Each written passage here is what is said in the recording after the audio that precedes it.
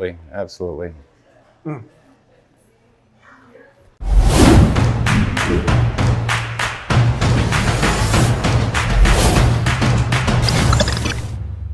I'm Doug with America's Best Restaurants, and we are traveling the country coast to coast to find restaurants that you should dine at on a frequent basis. We're in Zanesville, Ohio at Urban Comforts. We're going to talk to Chef Michael, Dan, and Eric, who are the two owners, and get the skinny on what they are doing for Zanesville and the high level of food they are bringing to this area and to you. If you have never been to this place, you're going to love this episode because you need to check this out. Why don't you come with me? Let's go inside and find out more.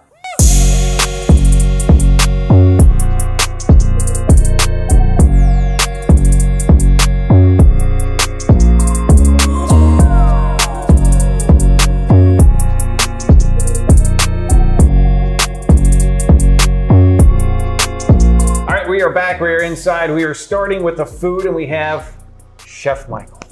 We are gonna cover 5 dishes. There's a whole lot more obviously, but let's get right into it, Chef. We've got 2 dishes that we're gonna start with, which are brand new to the menu, right? You guys just changed some things up. So just last Friday. Let's start right here. What are we looking at? All right, we got a blackened Norwegian salmon over a black-eyed pea, local Ohio sweet corn succotash, and a fabulous tomato jam. Nice. So this is stuff that you, like the jam and everything, you're putting that together in the back? Absolutely, absolutely. It's about a 6-hour process just for that jam. No kidding. Yeah. From smoking the tomatoes to reducing them in a pot, low and slow, bringing out all those different flavors, a little bit of orange peel, orange juice, garlic. I got to respect the process. Absolutely. 6 hours. How'd you come up with that? Just, you know, working around these products and thinking of new ways to incorporate them and into dishes that we have. The whole plan with this summer menu was to lighten things up a little bit, you know, use a little more smoke, a little less cook time on some things, and, you know, just kind of kiss it in the pan or in the cast iron, if you will. You know, and just bring out all those great flavors that these great local ingredients already have to offer. I mean, you don't really have to do too much to them. Let the ingredients shine. Give yourself credit. He's being modest. You do a lot. Okay, item number 2. Item number 2, Korean short ribs. This is also a new item.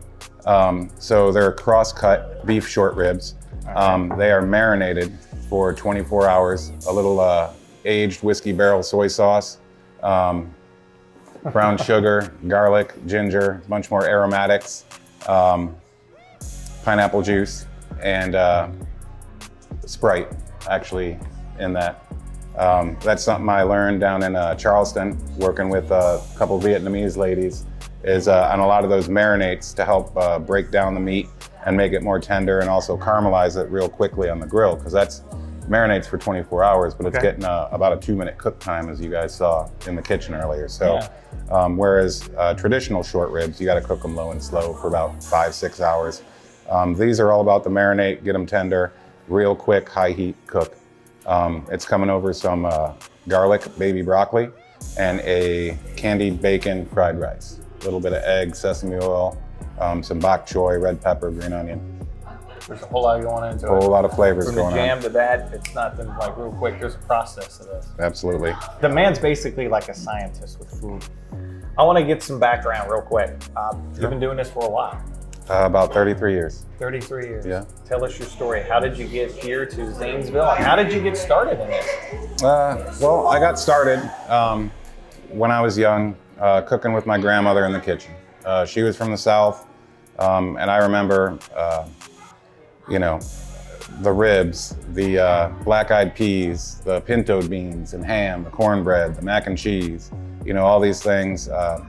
My grandfather eating pickled pig's feet, you know, like right out of the jar, and, you know, spicy southern vegetables and stuff like that. And the best memories I have of my childhood were with my grandparents. I mean, they're not with us anymore, but those are memories that I cherished. And so when I moved to Ohio at 12 to live with my mom, she was a waitress, bartender and stuff, and she would always bring me into the restaurant and whatnot. And she made me get a job when I was 13 years old. And I worked in the restaurant with her and started cooking a couple years later, and been doing it ever since. So when you're back there cooking, there's more to it. There's that emotional level because it's a connection with you and your grandparents. Oh yeah, yeah. Absolutely. Awesome. You know, I'm not as good a cook as her, but you know, I got cousins and everybody, and we're always arguing on Facebook of who makes the best mac and cheese, or you know, who makes grandma's recipe best now that she's, you know, no longer around, and just the family and, you know, everybody coming together and whatnot. You know, I had a lot of that when I was younger, and you know, now that I'm older, a lot of them have passed on and whatnot. So it's kind of my way to remember these people that were so important in my life. Love that. You're making her proud. All right, now one of the items that people commented on social media was this. So tell us about it. Crispy fried green tomatoes. So we take green tomatoes and we're breading those, dipping them in some seasoned flour, some buttermilk and egg, and then corn flour, seasoned corn flour. So we fry those until they're nice crispy brown. Top them with a bacon bourbon jam. So again, something that takes 5-6 hours, low and slow, build that flavor, let it reduce. There's a theme here. If you haven't caught that, there's a theme. Little bit of goat cheese and some basil chiffonade to round it all out. That's probably one of our most popular appetizers right there. I would say so. Oh yeah.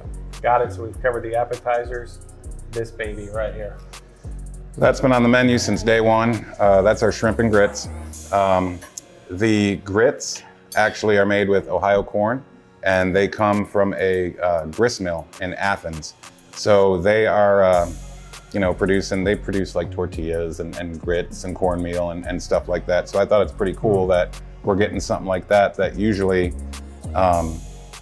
you don't really find that locally hardly at all, is someone that's gonna stone ground you some grits. So we start with a real good product. We cook those grits for about an hour, chicken stock, some milk, garlic, whatnot. And then at the very end, butter and homemade pimento cheese. So they are fantastic. And a lot of people, when they think of grits, they think of like boiled, unflavored Waffle House, you know, slice of American cheese on top if you're lucky, or something like that. So these definitely aren't those.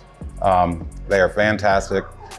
Since I've been doing this here in town for about 4 years, I have converted so many people over to grits, and it's a good feeling. You know what I mean? It's someone that's like, oh, I don't like grits, or you know, something like that. So it's a real good feeling.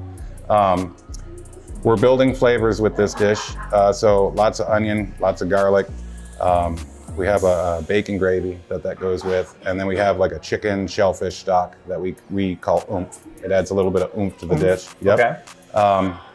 Topped with a little bit of basil. There's some smoked tomatoes and some spinach in there as well. Excellent. And that is, you know, like I said, that's been on since day one, not going anywhere. We sell a whole bunch. If you took that off, you'd have a World Bowl. Yes. Yeah. Yes. So that's not going anywhere. Last but not least, The chicken and waffles. boom. Name says it all. Again, we're using local Amish Ohio chicken. These are chicken thighs that we're marinating overnight in pickle juice, hot sauce, buttermilk, egg yolk. We then take that, seasoned flour, right in the fryer. 3 pieces there, so it's a generous portion. Once those come out, we paint it with our homemade Nashville hot sauce. Top it with a little bit of red butter, add a little more kick, a little more complexity. And then it's topped with a warm maple, pecan, blackberry syrup. Excellent. Hey, these are just 5 of the items. There's a whole lot more on the menu. Chef Michael and his crew, they're making it up. You need to come in and try this. Can they ask for extra oomph? They can get whatever they want. There you go. Just ask for extra oomph. You may like that. There's nothing wrong with extra oomph. So we're going to get the backstory on the restaurant itself with Dan and Eric coming up next.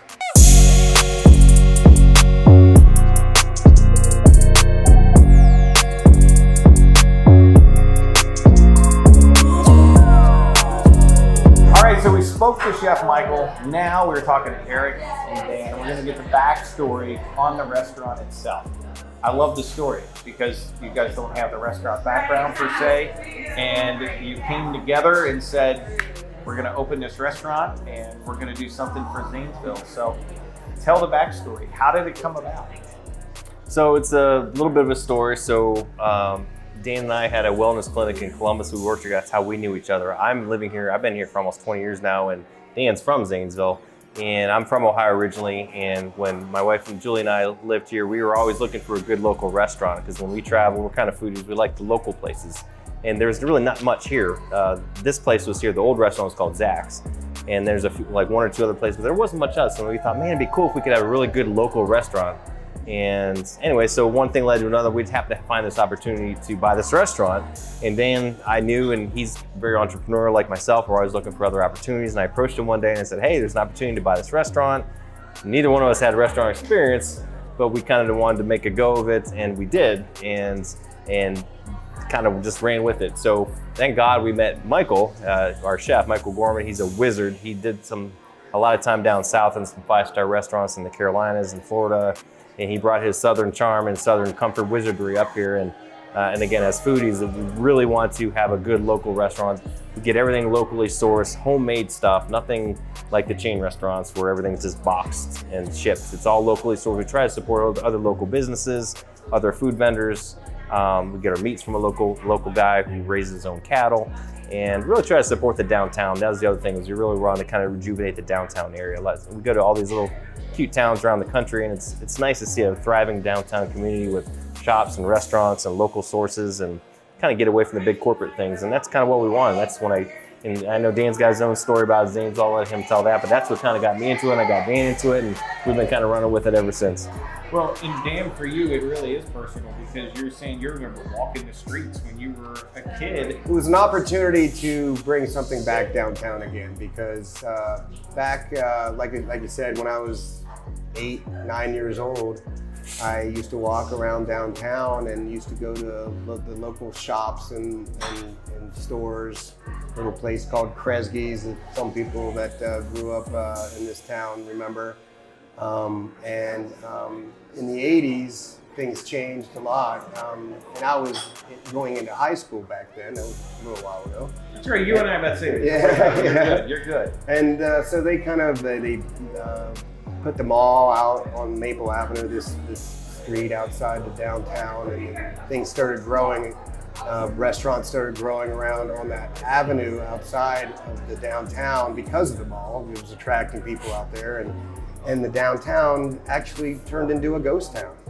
And it's kind of sad, because I remember, it used to be a thriving little town where people used to go and walk around and socialize with one another.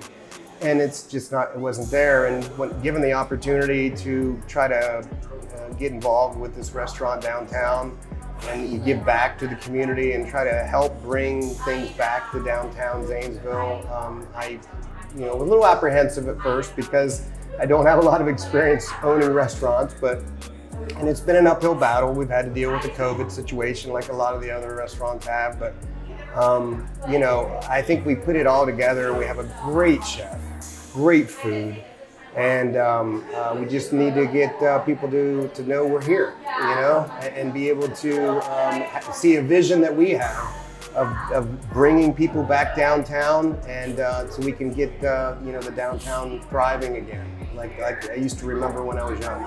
Well, and if there's one thing that brings people together, brings community together, it's food. And when you throw the Southern charm with Chef Michael, your passion, the history that you have with the city, there's more to it than just a restaurant. You guys are like on a mission. It's a much bigger mission, not just for your restaurant, but for the community in general.